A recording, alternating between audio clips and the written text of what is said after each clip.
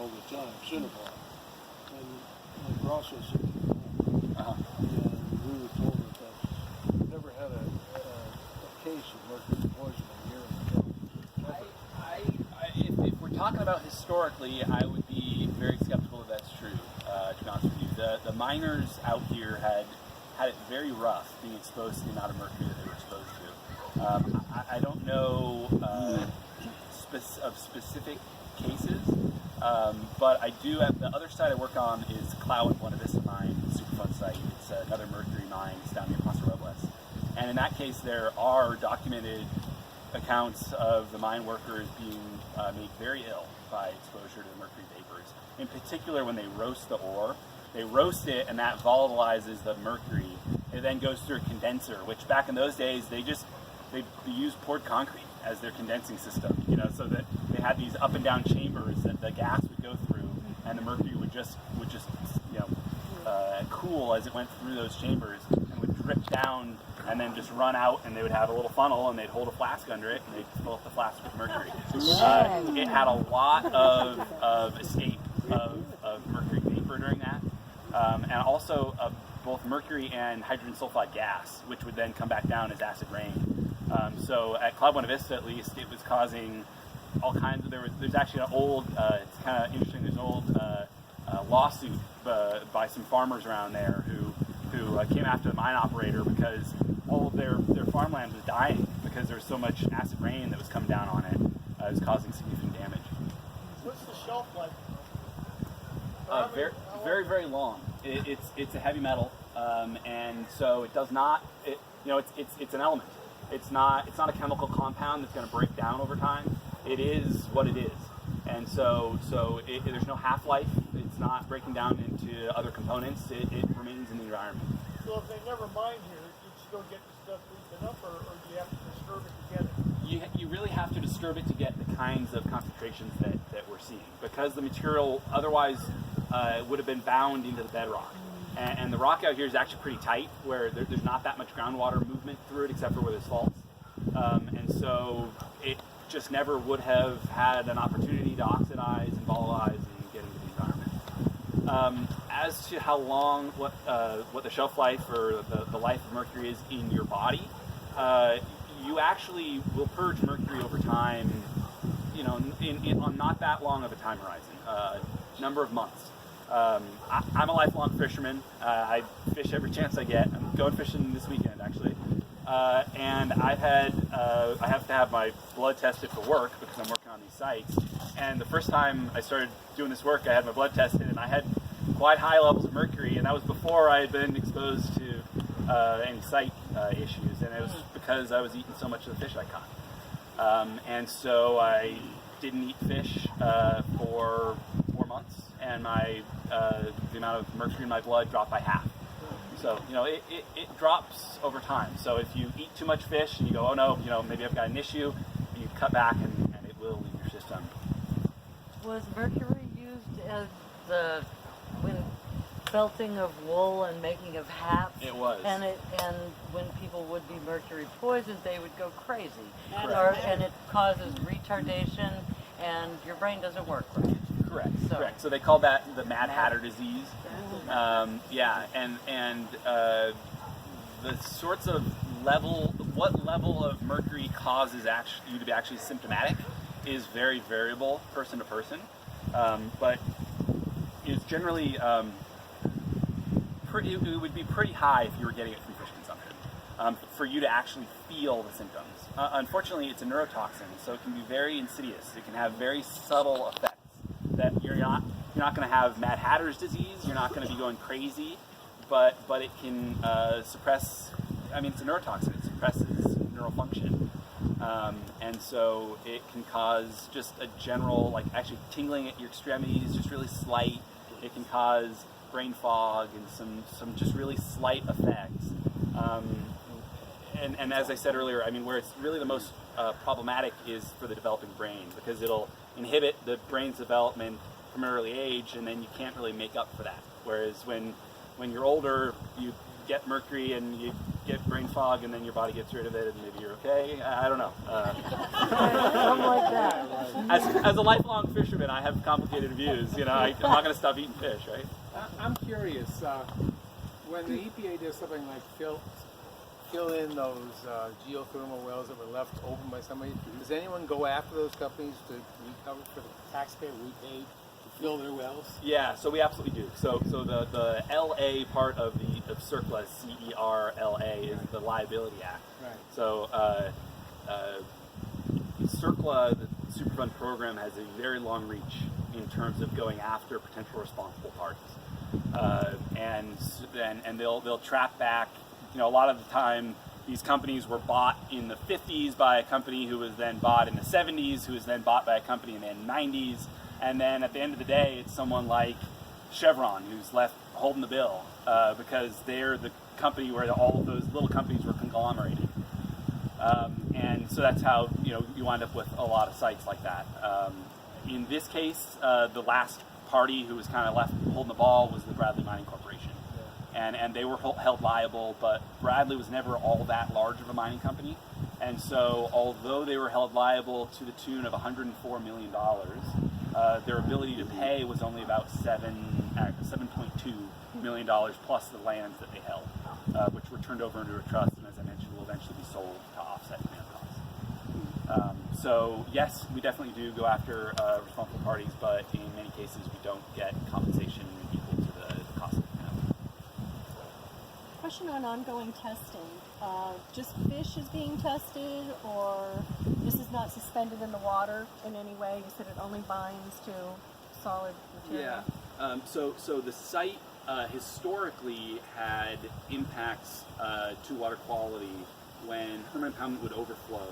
The water in hermit impoundment used to be pretty high in aluminum, which is toxic to fish. It still is actually pretty high in boron, naturally occurring boron, which is also toxic to fish. And so when it would overflow, there would be minor fish kills in the vicinity of where that overflow would happen. That's not really happening anymore. In terms of surface water degradation, the mine's impact today is negligible relative to the other sources of water quality issues in Clear Lake, associated with nutrients and other things. My question is how often is it? Once a year that this is fish are tested? Yeah. Is it at various sites around the lake? Anything else tested? The fish in Clear Lake have been tested starting in the 70s, on and off, up to now. And the levels in their tissues are fairly steady. And so there's not an ongoing program to see, there's a sudden, health alert that needs to go out that says, the fish are higher now than they were before. There's not that much change over time, and the change over time would be slow. So it's not like the cyanobacteria where there's notices saying, be careful of contact with the lake.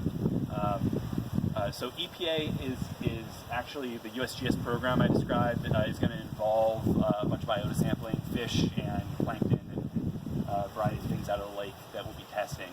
But the last time the EPA ourselves collected data on fish tissue concentrations was in about 2011. So a number of years ago, and that's part of why we're including it in this new work. Is other parties are collecting data that the tribes around the lake are really significantly impacted by this situation. Traditionally, they would have been consuming fish would have been their primary source of protein, fish from Clear Lake, and so the fact that there's this advisory is more than just inconvenient. It's impacting their way of life. And so the Big Valley Pomo have played a role in doing ongoing monitoring of fish tissue concentrations. They did that for a number of years. The state of California has a sort of cycling program where they test different water bodies over on a cycle. And I think they're coming back to Clear Lake in 2021. Yeah, Sarah Ryan, I guess, is the director. Sarah Ryan with Big Valley Pomo. With Big Valley. Yeah, and she's great. She does a lot of great work. Yeah.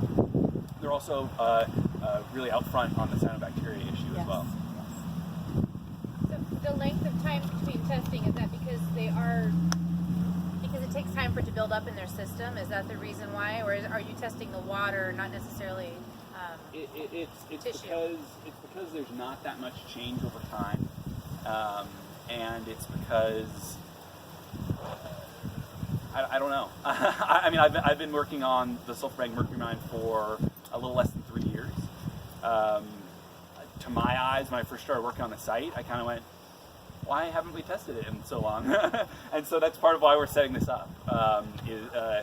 Because even if it's not changing much, it's important information for us to be monitoring. Is there any kind of medical organization that's monitoring the connection between what's going on here at the lake and people who live on the lake with illnesses? So Lake County Public Health has a role there. The California Department of CDPH, California Department of Public Health, and the California Office of Environmental Health and Hazard Assessment all have roles to play.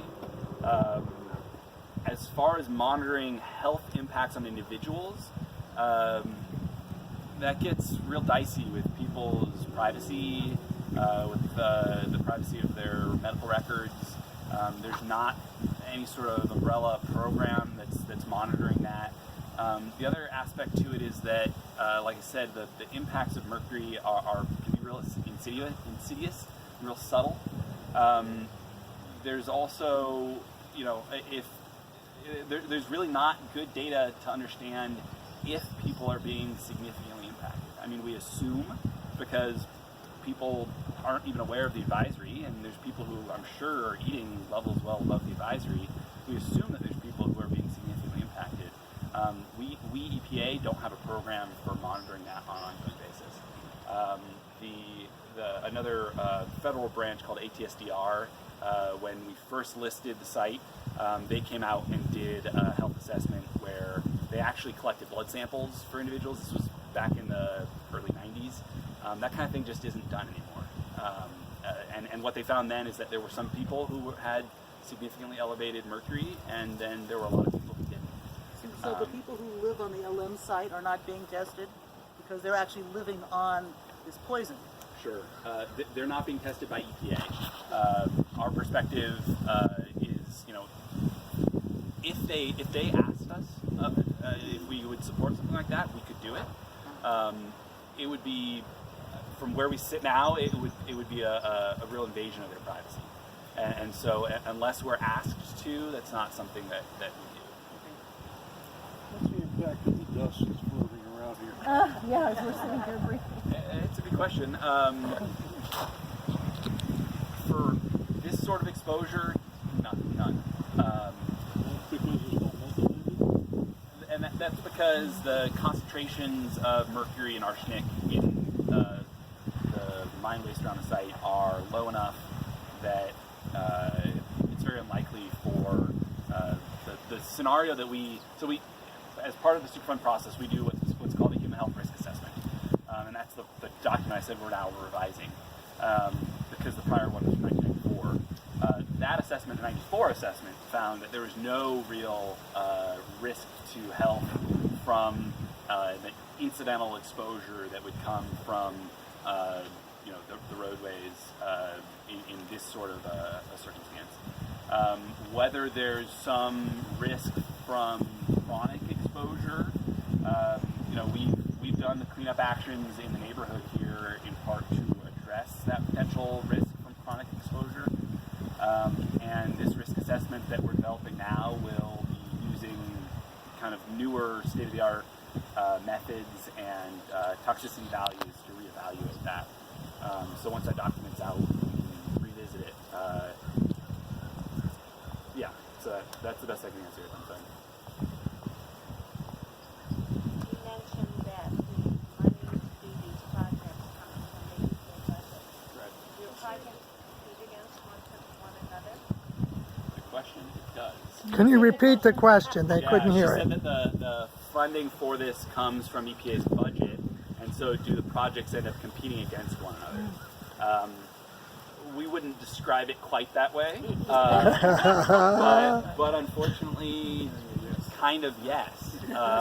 We wind up with, in the current era, with our current budget situation the way it is, we have a situation of more cleanups than we have money to do. There's currently a backlog of about 30 sites that have gone all the way through the process, have a final record of decision saying, here's what we're going to do, and they're waiting for funding. How long have they been waiting? It varies based on, a single really large cleanup can blow the budget. And so it varies. The current kind of block of projects, the docket was more or less clean 3 or 4 years ago. And now there's been sort of an accumulation of these projects. That's part of why we're trying to pursue that smaller action I described, to take the waste out of the wetland and out off the Elam colony and dispose it on site, because we see it as a smaller action we can take where we're not going to have to wait in line for funding. That there's a process though whereby that it's not me that makes the decision, and it's not really any one individual. There's a whole panel of experts who called the priority panel that we have to go to, and we lay out, here's the site, here's the problem, here's the cleanup, here's the action, here's how effective the action is expected to be, and then they make the decision on how to rank those projects. So is that priority panel scientists or politicians? It's mostly career EPA employees. Is there anything that we can do as a county to put pressure wherever pressure needs to be put in order to give some priority to this lake? I think in recent years, a lot more pressure has been felt and has been exerted to make this site and Clear Lake a priority.